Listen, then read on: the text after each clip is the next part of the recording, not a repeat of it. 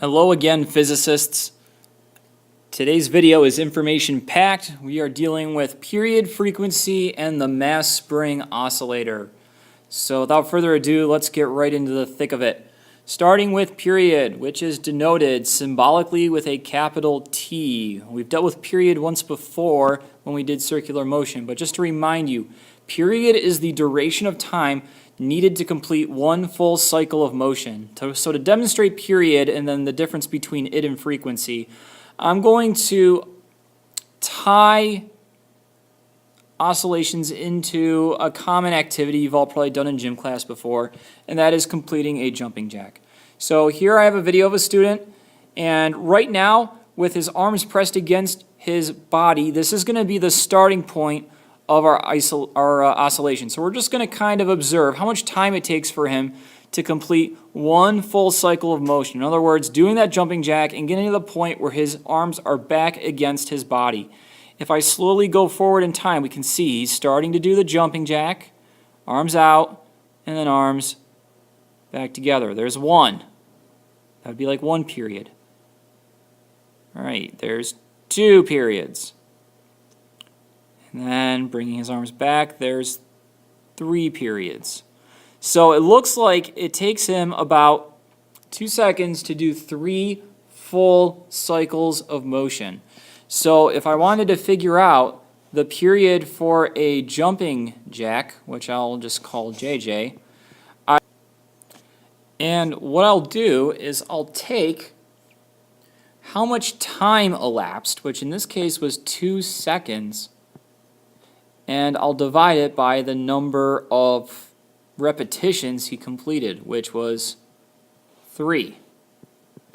And what that tells me is that the period for a jumping jack is about 0.66 repeating seconds. In other words, for him to do one jumping jack, it took 2/3 of a second to complete. Other examples of periods would be the period of Earth's rotation is about 24 hours or 6,400 seconds. The period for a class at Westlake High School is about 45 minutes. That's how much time it takes for one full class to be completed. Going along with period, we'll have another concept for oscillations called frequency, which is actually the reverse of period. Period is how much time it takes for one cycle of motion to be completed, whereas frequency is how many cycles of motion can we fit into a set period of time, being 1 second.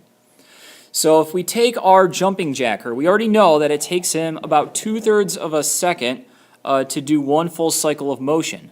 What I'm going to do now is I'm going to limit my time frame that I'm looking at. I'm going to advance this 1 second, and we're going to count how many jumping jacks he can do in that 1 second. That will tell us what the frequency of his jumping jacks are. So as I begin the video, we see he comes up and down. So there's one full cycle. We still haven't hit a second yet. And he comes, all right, so right about there, a little further. Bingo. So he does about 1.5 jumping jacks in a second. So his frequency for doing a jumping jack is about 1.5. And the units are actually 1/seconds. Another unit or way to express frequency is the hertz. So 1/seconds or hertz. These are the two forms of units used to describe frequency.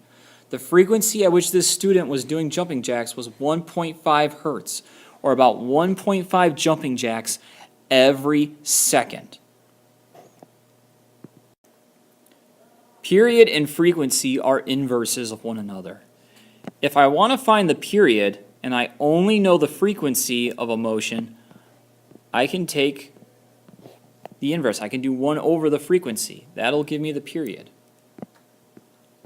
Likewise, if I only know the period and I want to find the frequency of an oscillation, I can do 1 over the period.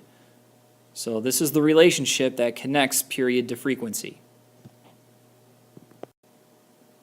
Let's verify that using the numbers we got from our jumping jack exercise. So we already knew that the period was about 0.66 seconds. So that means that the frequency for a jumping jack would have to be 1 over 0.66 seconds, which actually, if you do the math out, is 3/2 or 1.5 hertz. So the equation checks out.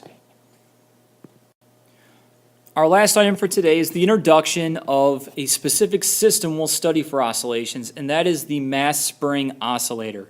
Now, this system can be oriented one of two ways.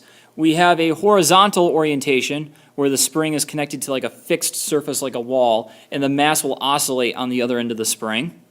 This would give you a side-to-side motion of oscillation, kind of like what my laser pointer is doing. Or, as you saw in class, we can have a vertical array where the mass will oscillate up and down, like so. Now, the period of the oscillation, how much time it takes for one full motion to be completed, is dependent upon the following. It's going to be 2 pi multiplied by the square root of the mass that is at the end of the spring divided by the spring constant. So what this qualitatively means is the more mass you have on the oscillator, the more the period will be, or the more time it will take for the oscillator to complete one cycle of motion.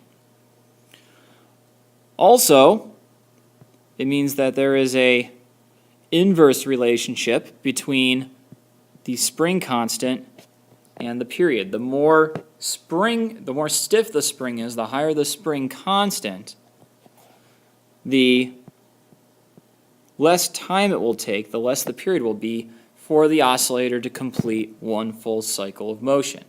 And the data we collected in our investigation in class should be reinforcing this relationship. That's all I have for you today. Until next time, physicists, until next time.